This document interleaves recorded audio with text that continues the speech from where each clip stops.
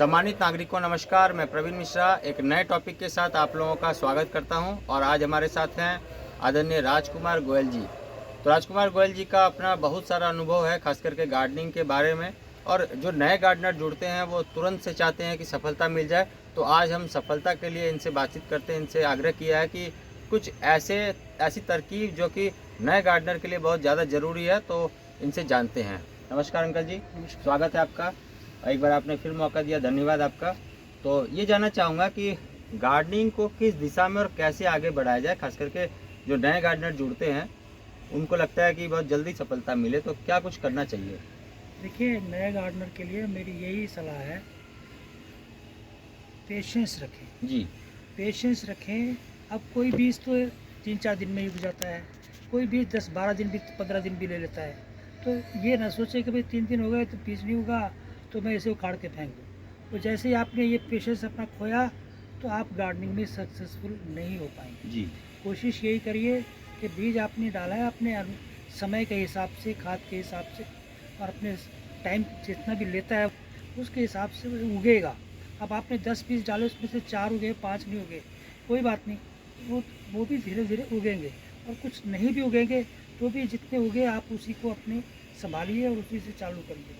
Patience चाहिए और concentration चाहिए। जी। उसके ऊपर आपको फोकस रखना है कि आपको जिस तरह से जो कुछ भी बताया जाए, जो कुछ भी कहा जाए, आप उसको ऊपर ध्यान दें और ध्यान दे के उस तरह से आप अगर चालू करेंगे अपने आप को, उस तरह से ही आप अपने बीज भी डालेंगे, खाद डालेंगे, समय डालेंगे, तो फिर वो धीरे धीरे सक्सेस हो जाएंगे।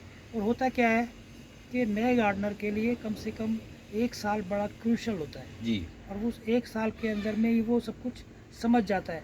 जो सर्कल लगाने का होता है, जैसे फरवरी का है या फिर बाद में सितंबर अक्टूबर का है या नवंबर दिसंबर का है, ये जो सर्कल बीत जाएंगे तब उसको धीरे धीरे सब चीज़ों का ज्ञान हो जाएगा। जो कीट पतंग आती है उसका भी ज्ञान हो जाएगा और मिट्टी किस तरह से बनाते हैं उसका भी ज्ञान हो जाएगा। बीज कौन सा बीज कितने दिन में उगता है वो भी ज्ञान हो जी। जाएगा। जी। जी। तो उस पेशेंस को ध्यान में रखते हुए और एक कंसंट्रेशन से अगर वो काम करेगा नया गार्डनर, तो वो नया क्या, वो तो पुराना हो जाएगा जी। और जी। फिर वो अच्छा इस्तेमाल बहुत करता बढ़िया, है। बहुत बढ़िया। तो नए गार्डनरों को और क्या ज़रूरत लगती है, खास करके शुरुआती दौर में, जानते हैं राजकुमार अंकल जी से। शुरुआती दौर में एक तो उसको जो एनवायरनमेंट बनाना है अपना, वो उसी फ्रेंडली एनवायरनमेंट हो जी। जो कि पौधों के लिए फ्रेंडली हो। उस फ्रेंडली एनवायरनमेंट के साथ वो कुछ गमले खरीदने हैं, कुछ औजार खरीदने हैं, वो जो कटिंग वगैरह के होते हैं वो खरीद के और वो रखना है। और बीज किसी अच्छी जगह से लेके और बीज लगाने हैं। खाद जहाँ तक ताल्लुक़ है, खाद किसी अच्छी जगह से लें। और शुरू में तो, क्योंकि बाद में तो आप अपने किचन वेस्ट से भी बना लेंगे जी। और उससे इस्तेमाल कर लेंगे, लेकिन पहली बार जो मिट्टी और खाद है वो आपको किसी अच्छी जगह से लेनी होगी। वो ले करके और आप शुरू करें और माशाल्लाह सब कुछ पेशेंस रखेंगे तो सब काम अच्छा हो जाएगा। बहुत बढ़िया। पेशेंस मतलब आपको खुद एक धरातल में ये महसूस करना होगा कि जो काम हमने ये शुरू किया है ये पूर्ण रूप से सफल हम होंगे और बिना सफलता के हम इसे छोड़ेंगे नहीं। तो मुझे लगता है कि पहला पड़ाव शायद 3 महीने का आएगा। आइए जानते हैं राजकुमार जी से कि इसके बारे में क्या कहना चाहते हैं। जी। हाँ, पहला पड़ाव चूँकि जो जैसे आपने फरवरी मार्च में जो भी सब्जियां लगानी हैं वो लगाई, वो मई जून के अंदर में फल देना शुरू कर देती हैं। तो वो पहला पड़ाव आपका करीब करीब पूरा हो जाता है। लेकिन उस पड़ाव के अंदर में चैलेंजेस बहुत हैं। पहली बार जो पड़ाव आपका पार हो रहा है उसमें चैलेंजेस हैं। उस चैलेंजेस के लिए आपको कंसंट्रेशन के साथ साथ पेशेंस वगैरह रखेंगे तो वो आपको अच्छा काम देगा और आपके पौधे अच्छे बनेंगे और आपको सफलता मिलेगी। जो नए गार्डनर हैं उनके लिए जैसे कि ट्रेनिंग कहाँ तक महत्व रखता है? ट्रेनिंग के बिना तो देखिए कुछ नहीं होता। हम जब पहली दूसरी की पढ़ाई करते हैं तो भी हमें गुरु की ज़रूरत पड़ती है। इवन अगर BA MA की भी कर रहे हैं तो भी हमें किताबों से बाहर, अब नई सड़क पे जाके किताबें ले आओ और उससे आप सोचो कि मैं BA कर लूँगा, MA कर लूँगा, वो पॉसिबल नहीं है। बिना कॉलेज में गए, बिना किसी गुरु के ज्ञान के आप उसको नहीं कर सकते, नहीं आपको डिग्री मिलेगी। तो इसलिए वो ज़रूरी है कि आप किसी गुरु का ध्यान करें उससे उसको सहायता लें।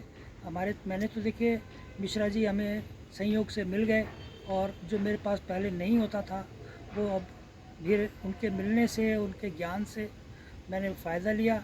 उन्होंने भी मेहनत की मेरे ऊपर, और मैंने भी उनके कहे अनुसार अपना सारा काम किया, जिसकी वजह से मुझे धीरे धीरे सफलता मिलनी शुरू हो गई। नहीं, बहुत अच्छी बात है। मुझे भी ये अच्छा लगता है कि जब सफल होने लगते हैं लोग तो रुझान भी बढ़ता है बागवानी के प्रति और नज़रिया बिल्कुल बदल जाता है। हम लोगों की ये मुहिम है कि जो घरेलू कचरा है वो सड़क पर ना जाए। इस मुहिम को लेकर हम लोग पॉजिटिवली इस दिशा में जाते हैं कि पहले बागवानी शुरू करें आप।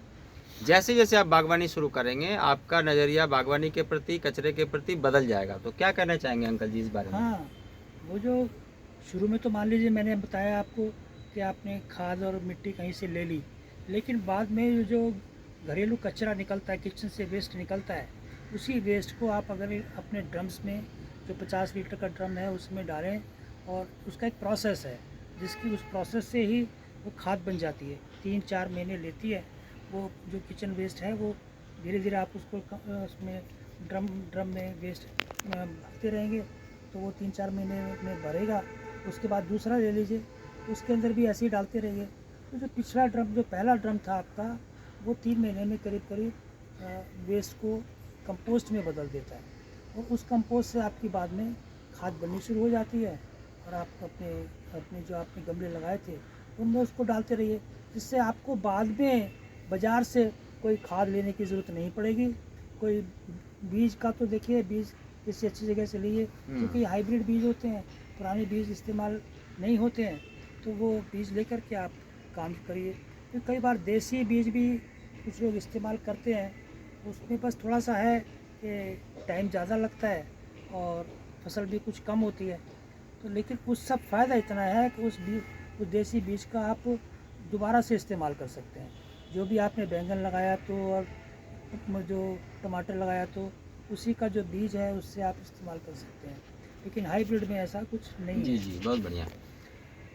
गार्डन में ज़रूरी है कि हम अपने घर से निकलने वाले कचरे को इन्वेस्ट करें, और जब आप अपने घरेलू कचरे का इन्वेस्टमेंट करने लगेंगे तो एक समय ऐसा आएगा कि आप खास करके कंपोस्ट के मामले में, बायोएंजाइम के मामले में और घरेलू जैविक तरीके से कीटनाशक बनाने के मामले में आप समृद्ध होने लगेंगे। फिर बाहर से बहुत सारी चीज़ें लाने की शायद ज़रूरत न लगे, और यदि ऐसा एक माहौल बन जाए कि आपको ये सारी चीज़ करके आनंद आ रहा है, तो इस आनंद के लिए तो ज़रूर से जुड़िए। और हम लोगों को आज के लिए यहीं पर आज्ञा दीजिए कि फिर नए वीडियो में हम लोग आपके बीच आ सकें। और अंकल जी का हम धन्यवाद करते हैं, साथ में राजेंद्र महासेठ साहब का भी हम धन्यवाद करते हैं इस अच्छे से वीडियो को बनाने के लिए। पुनः मिलेंगे नई जानकारी के साथ। Thank you very much, take care, नमस्कार।